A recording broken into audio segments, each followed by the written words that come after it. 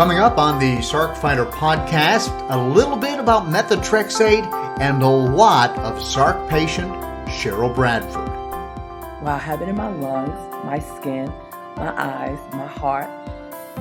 Just got diagnosed that it's in my bones, and they think it's in my eyes. Wow. So how does that affect your day-to-day life? Oh my gosh.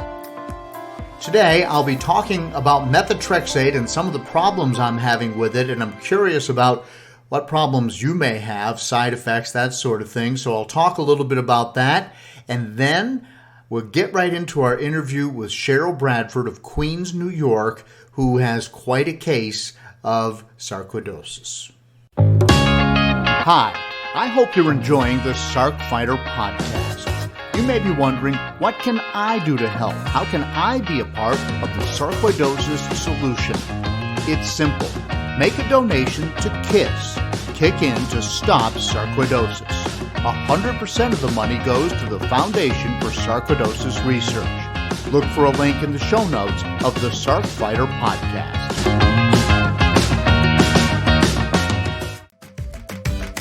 This is the Sarcfighter podcast, living with sarcoidosis and other rare diseases. Here's your host, John Carlin.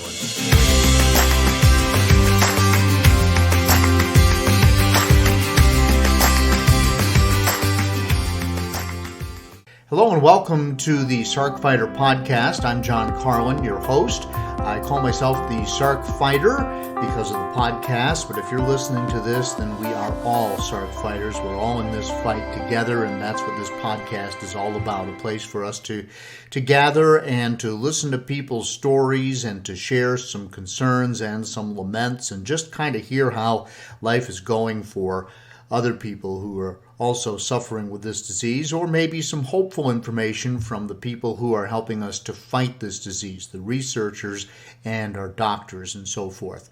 So this is episode 7, and today I'll be talking with Cheryl Bradford of Queens, New York. Cheryl has a severe case of sarcoidosis. She's not able to work anymore. She did share with me a little bit about the spread of sarcoidosis through her body, and I'll tell you just now that it is extensive if you want to compare her case to yours.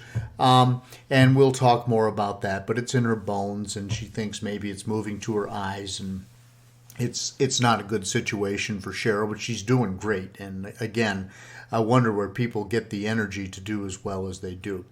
I also want to talk a little bit today, before we get into the interview with Cheryl, about Methotrexate. Methotrexate is a drug that a lot of sarcoidosis patients have had to take or do take. It's still commonly prescribed, and it has made my life miserable for the last month, which is about as long as I've been taking it. And that's appeared through some yard work I've been doing. Many people who listen to this podcast know that I'm an avid cyclist. And, you know, even though I'm pushing 60, and you can make fun of me for my age, and the fact that those of us who are elderly maybe nap a little bit, Methotrexate has completely changed the way I look at napping. I pretty much can't walk past a couch anymore without taking a cat nap. So I'm gonna riff a little bit on Methotrexate here in a minute, and before I even get to that, I would like for you to start thinking about your experience with this drug, and maybe be willing to share it. Maybe we'll focus on that in an upcoming podcast, or you can send me your thoughts, and I'll definitely read some of them on the air here. Now, if you're new to the podcast, it's the Sarcfighter podcast. I explained what that's about. I have sarcoidosis, and I've met so many people who do, and I thought this would be a place where we could talk about it. And that's what we've been doing. So this is episode 7, and my effort is, to get the word out there no matter where you are. I've become an advocate for the Foundation for Sarcoidosis Research. I'm a big supporter of that organization. I've raised some money for them. Did a bike ride last year, raised about $4,500 through our bike ride. And if COVID-19 relaxes its grip on the world, maybe we'll be able to have our bike ride again this fall. And if we do that, then I'll be asking for money again and hopefully raising some more money. But I'm a big fan of FSR and everything that they are doing. This podcast typically comes out every other Monday, but since April is Sarcoidosis Awareness Month, I'm releasing an episode every single Monday in April. So we've got this Monday and then next Monday, and then we'll go back to every other Monday. So please like the Sarc Fighter Facebook page, and then on Instagram, I'm under The Sarc Fighter, all one word. Please follow me, and I promise I will follow you back. So once again, today is Monday, April the 20th, and the interview with Cheryl was recorded approximately 2 months ago, and we'll hear from her here just momentarily. But again, before I get to Cheryl, can I talk about methotrexate for just a second here? I took methotrexate in the pill form for about maybe 3 or 4 weeks right after I was diagnosed back in early 2016. Told the doctor I didn't particularly care for the way it made me feel. He kind of nodded his head. He said, yeah, I understand. There's several other drugs out there. Let's try something different. And at the time, I think we went to azathioprine. And I stayed on azathioprine for a while. I won't get into everything. But that was my initial entree to methotrexate. So I haven't taken it since. Well, about a month ago, I had my visit with my doctors at the Cleveland Clinic, and I've been taking Humira with good success. They looked at my MRI because I have sarcoidosis on my spinal cord, and there's a mass there, and they've been trying to shrink it. And it's the Humira is working, but they felt like they still wanted to be more aggressive, so they wanted to pair the methotrexate with the Humira. Well, it's killing me. As I mentioned a minute ago, I just cannot get through the day without a nap. Now, I work from basically 3 in the afternoon through the end of the 11 o'clock news, so 11:30. I'm a news anchor for WSLS 10 in Roanoke, and if you've been listening, you've heard me say that. But so I get off late, and I get home around midnight or so, and I usually read until I fall asleep, and sometimes that's 1 o'clock in the morning. So I don't want you to judge me like my wife does. But there are days that I sleep until, 9:30, even lately it's been 10 o'clock with the methotrexate. And then I'll take a nap at 1 o'clock in the afternoon, even if it's just for half an hour or 20 minutes or 15 minutes, because I am so tired. And then I'll get in the shower, and then I'll go to work, and I'm pretty good. But is that something that you have had to deal with if you've taken methotrexate? They say it can make you tired, but this is beyond tired. I'm just exhausted all the time. Like all I want to do is lie down and go to sleep. The other thing is that I am a cyclist. There's a link in the show notes to my bicycling blog, and I'm a pretty avid cyclist. Have been most of my adult life. And my workouts on my bicycle have just tanked. I was doing really well in March. The weather started to get nice. My wife has a Peloton, so I was riding indoors a little bit. I got outside, and I was like, wow, this is great. I was just on the Humira at the time. Hadn't started taking methotrexate yet. And I got to tell you. And so for me, at this time of year, I can usually go out and ride 30 miles here in the mountains, have a pretty good ride, and not feel too awful. Well, now, like today, we went out and rode 26 miles, and 10 of those were on a very flat rail trail, the New River Trail here in Western Virginia. Follows the New River, and it's almost flat the whole way. So out of my 26 miles today, 10 of them were flat. The rest of them were actually pretty vigorous climbing and descending. But anyway, I got home and I was just fried. And that is not typical for me.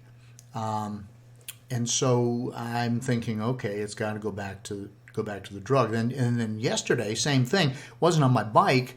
I was mulching the landscaping around my house, around the shrubs and flower beds and that sort of thing. I had 5 scoops delivered from the local mulch place, which is essentially a small dump truck load. They come and they put it in the driveway, and then I move it back and forth with a wheelbarrow. And my son came over and helped me for 3 hours, thank God, because I don't think I could have done it without him. And then after he left, I worked for another probably 4 hours. And I as I said to my buddy today, I said I was a puddle by the time the night was over. I was just an absolute puddle. I had no energy left. So I basically reclined onto the couch and stayed there. We watched Jumanji. I love that movie. This was the most recent one. And it's just good, easy entertainment. But I had no energy left. And then we got up today and went on the bike ride. And, so now I'm back to the same thing. So I am going to call my doctors or email them on MySpace and say, you know what? I am over this. Can we use a secondary drug after the Humira that is not methotrexate? And I'll let you know how that goes, because we're all searching for that sarcoidosis life balance where we're taking enough drugs to keep the disease in check, but you really don't want to screw up your life in the process. And this business of being tired all the time, and I would also say that my brain fog has been worse. Between those two things, and I like to ride my bike, but that would not be a good enough reason all by itself. But you throw that in there, and the fact that I can't recover from doing normal household chores and working around the house, which is actually something that I enjoy, and it's also got to get done. I really think that I might be over methotrexate, so I'll let you know. All right, so today another sarcoidosis story. Cheryl Bradford. Cheryl, by the way, looks amazing, but Sark is doing a number on her. And like my other guests, she has agreed to share her sarcoidosis story here on the Sarc Fighter podcast, and we will listen to the interview with Cheryl right after this. Hi, I hope you're enjoying the Sarc Fighter podcast. You may be wondering, what can I do to help? How can I be a part of the sarcoidosis solution? It's simple. Make a donation to KISS, Kick In to Stop Sarcoidosis. 100% of the money goes to the Foundation for Sarcoidosis Research. Look for a link in the show notes of the Sarc Fighter podcast. I'm joined today by Cheryl Bradford, who is another advocate with the Foundation for Sarcoidosis Research. In fact, she's got a lot more experience with the group than I do. And she's agreed to share her sarcoidosis story here today on the Sarc Fighter podcast. Cheryl, welcome. Thank you. Thank you for having me. Sure. So how long have you had sarcoidosis, and when did you first know that you had it? I was diagnosed in October of 2001, but it went in remission and it snuck back in about 2009. Okay, and where do you have it on your body? Oh, well, I have it in my lungs, my skin, my eyes, my heart. Just got diagnosed that it's in my bones, and they think it's in my eyes. Wow. So how does that affect your day-to-day life? Oh my gosh. There are days where I just can't get out of bed. I'm in so much pain because especially, in the bones, it's like no kind of pain medication works. They even went as far as sending me home with Percocet. That doesn't even work. So I'm in the bed for like the whole day, just in pain, just dealing with the pain. And that's like a normal day for me. And you say in your bones, is it in all of your bones or some of your bones? I mean, how does that even work? Well, I thought I was getting better. You have your days when you're feeling well, and so I decided to go to the gym, and all of a sudden, like the next day, my arms was hurting, so I thought I pulled a muscle. So I went to the doctor, and the doctor said if it's still hurting, to come back in a month, and he sent me home with pain medication. A month went by, still hurting. took an X-ray. He didn't see anything. Took an MRI, excuse me, and that's when we found out that it's in my bone. But they never really told me where. They just said it's in my bone. So I know it's in my arm. I know definitely in my legs, because there are times where I can't even walk. Actually, my bad. I have a cane. I just don't like using it. Well, because you feel self-conscious, Yes, right? yes. Everybody stares at you. Just like when I used to wear oxygen. I used to be on oxygen 24 hours. Everybody just stare at you. So I felt a little self-conscious. But I still use it when I overexert myself. Right. Where's home for you? New York. Queens, New York. Queens, New York. Okay. So you have a caregiver. Yes, my sister. And what is her role and how does she help you? My sister actually lived not too far from me, 3 minutes away from me. And when I don't know how I could do it without her. She's there at my house. She's helping me. Like, she'll cook for me when I need it, help me clean, take me shopping. Just sometimes I can't do the basic things, so she'll help me with that.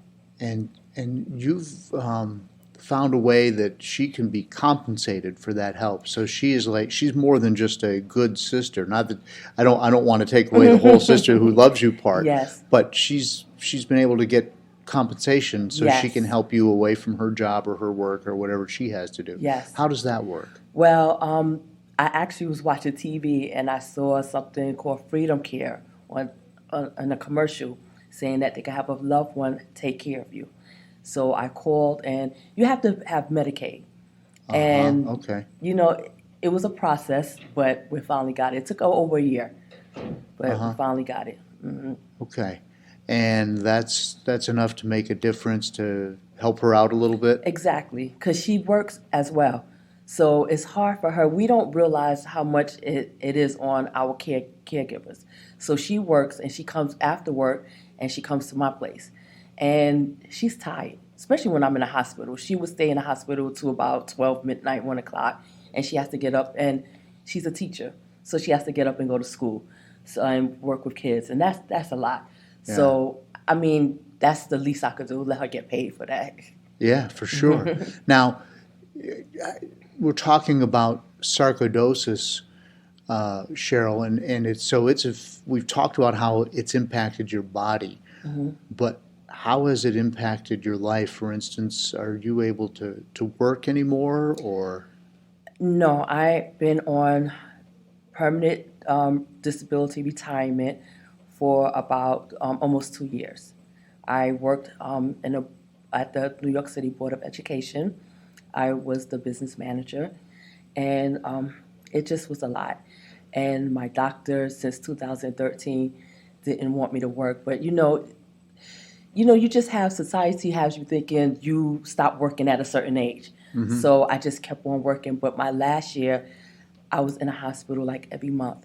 And the one thing my doctor said to me, he said, you keep on working, you're going to cut your life short. And that's when I had to really think about it, and I decided to do the disability retirement.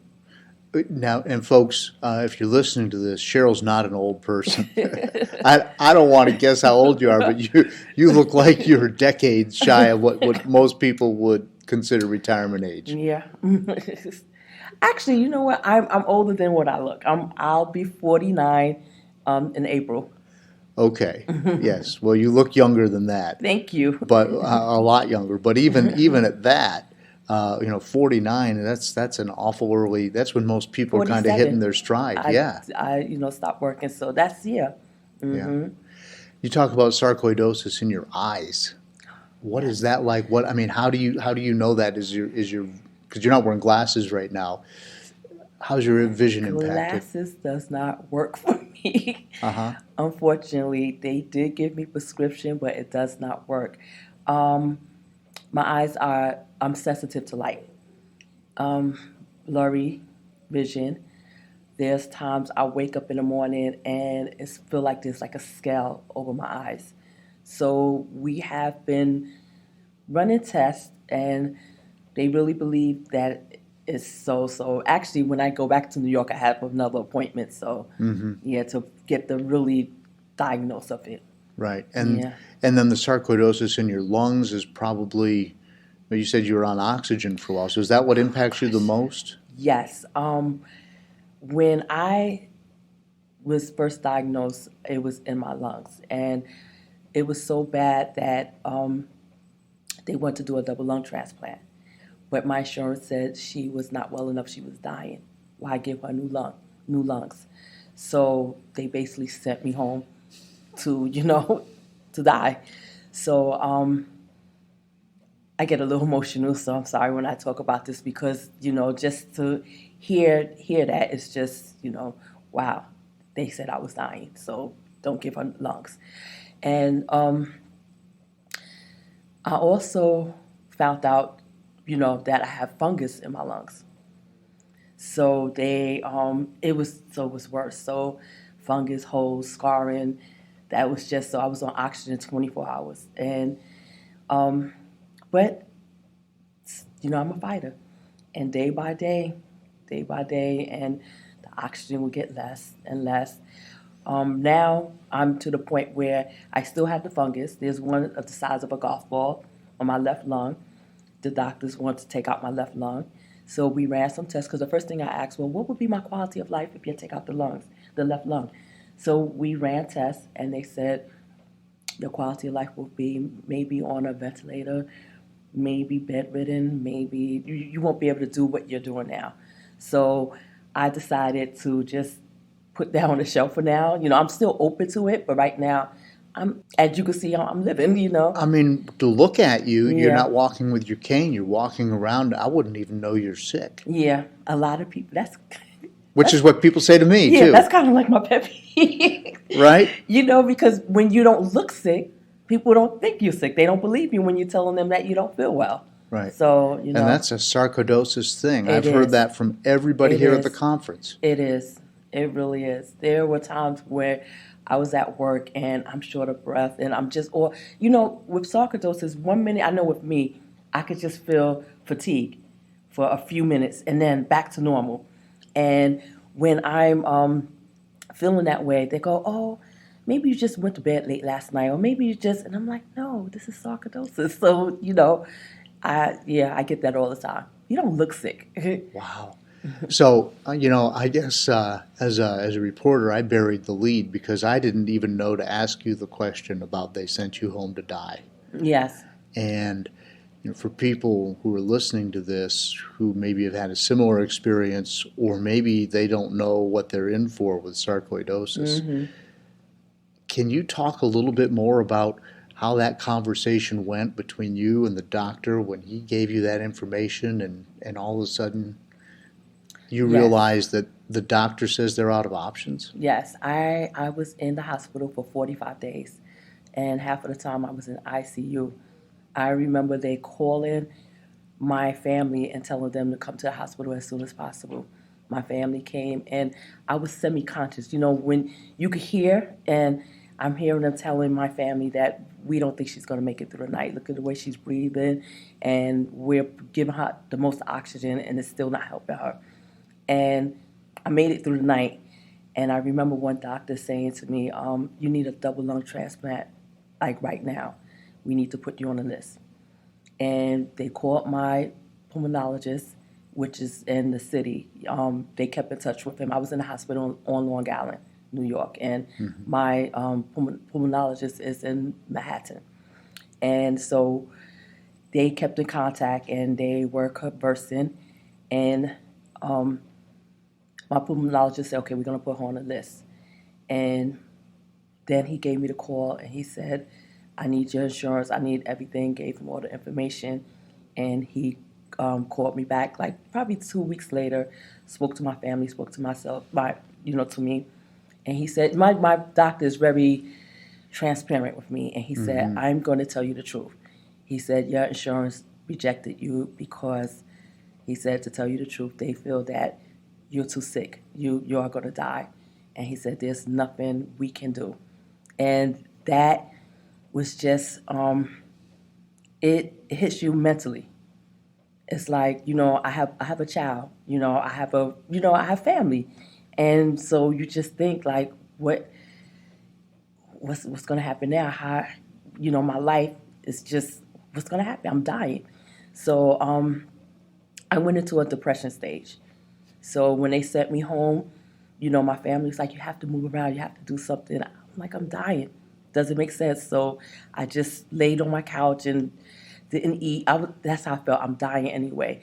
But then I spoke to, my daughter, my family, and they said, we are fighters.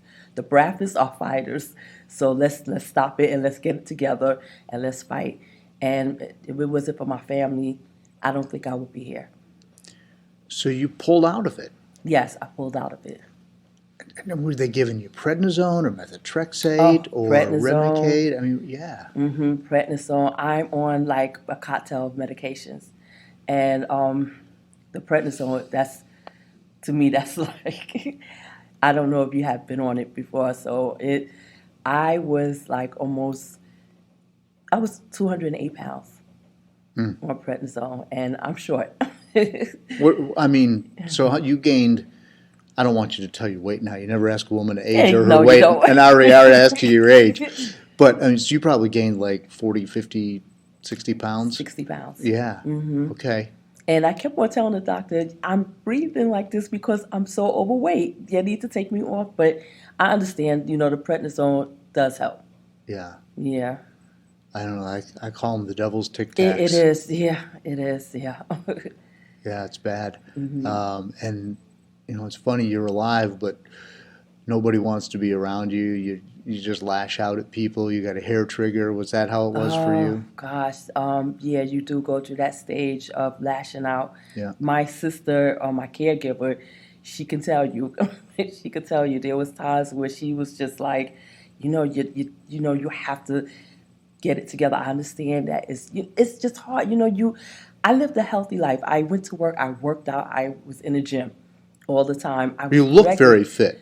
Yeah, I was active and Yeah. I was in the gym. That was like, that was my thing. And 5 days a week, and just to get sick and you can't do any of these things, it's you're angry. You go through the stage of anger, depression.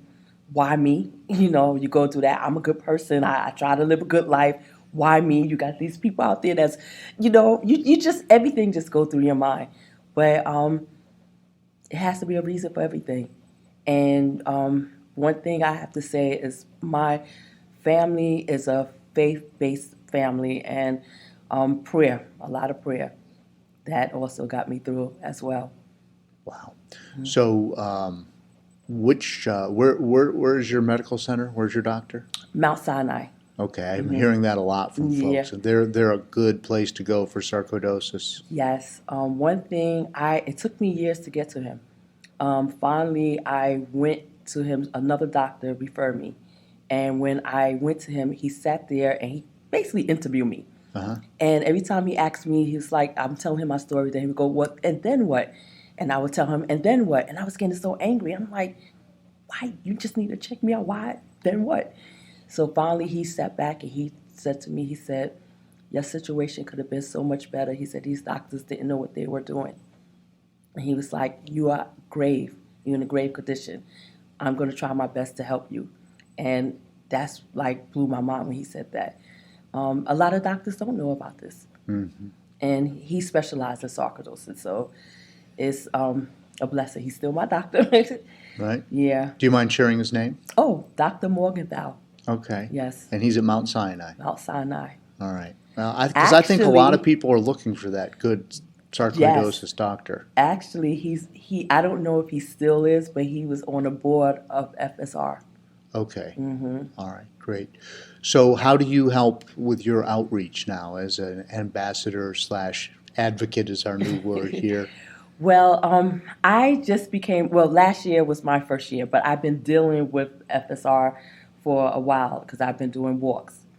So I do 5K walks. I also help a lot of people who has sarcoidosis and don't know what to do, where to go. I will refer them to FSR, or so that's basically what I do. I refer them. I do walks. I've been trying to do a support group.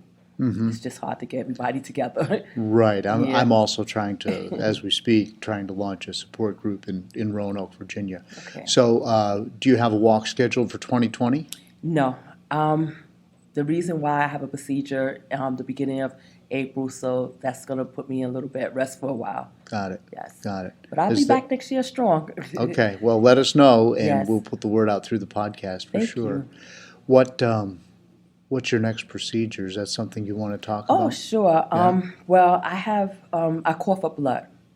So, so I have to monitor it, and they said if it's more than like a teaspoon, I have to go straight to the emergency because the fear is that I might drown in my blood. So they think they're not sure. They think it's the fungus that's causing me to bleed. They're not really sure. So what they are going to do is go to my groin and try to see where the bleeding is and try to stop it. So that's they say I will be sore for a little while. Yeah. You won't be doing any 5K walks. No. No. All right. Cheryl Bradford, thank you so much for being Thank here on you. the podcast today. Thank you. So thanks to Cheryl. She, by the way, is also active on social media, and I will put some links to her contact information in the show notes. Once again, please share the Sarc Fighter podcast.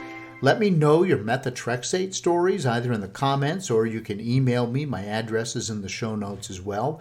We're still in the midst of the COVID-19 crisis. Please be safe. Please be well. If you've got Sarc and you're taking these medications, we all know that we're immunosuppressed, so we've got to be extra careful. So please do that. And maybe next time we'll talk a little bit more about COVID-19. Our previous episode dealt exclusively with COVID-19, so you might want to check that out if you're just finding the podcast now and you're starting to look for some back episodes on the topic. Okay? Till next time, keep fighting.